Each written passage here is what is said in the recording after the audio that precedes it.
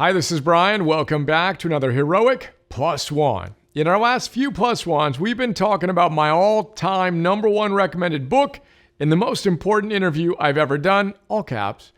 If you missed those memos, check out our notes on brain energy and the interview I did with Harvard psychiatrist Chris Palmer. If you or a loved one has ever struggled with psychological issues, in my opinion, those notes in that book is what you want to read. Dr. Palmer's central thesis is simple. Mental disorders, all of them, are metabolic disorders of the brain. Now, assuming that's true, and he makes a very compelling case for it in the book, that begs a couple of questions. First, what's metabolism? And second, how do we optimize it?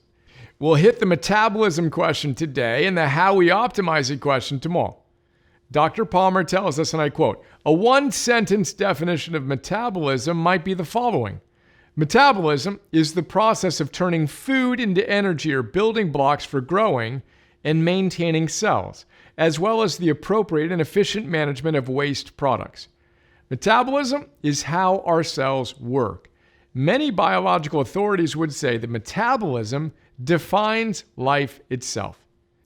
Now, in part one of his book, Dr. Palmer focuses on connecting the dots as he establishes the fact that what we're doing isn't working in the mental health care field. And he looks at the causes of mental illnesses, searches for a common pathway, and asks the question, could it all be related?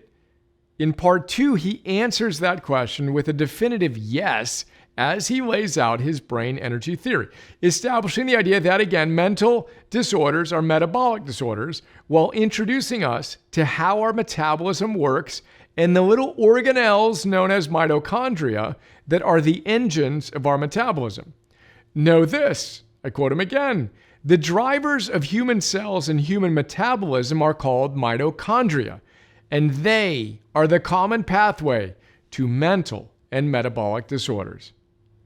Now, with the theoretical framework established, Palmer moves on to part three on causes and solutions, in which he identifies 9 contributing causes and their solutions, including genetics and epigenetics, chemical imbalances, neurotransmitters and medications, hormones and metabolic regulators, inflammation, sleep, light and circadian rhythms, food, fasting in your gut, drugs and alcohol, physical activity, and love, adversity, and purpose in life. We'll explore 3 powerful ways to optimize our metabolism in the next few plus ones. For now, know this, quoting Dr. Palmer again. As we embrace the idea that mental disorders are no longer syndromes but metabolic disorders of the brain, new solutions become obvious. We need to restore brain energy by normalizing metabolism and the function of mitochondria. Once we do this, the symptoms of mental illness will begin to resolve. Today's plus one. What's one thing you know you could be doing to optimize your metabolism?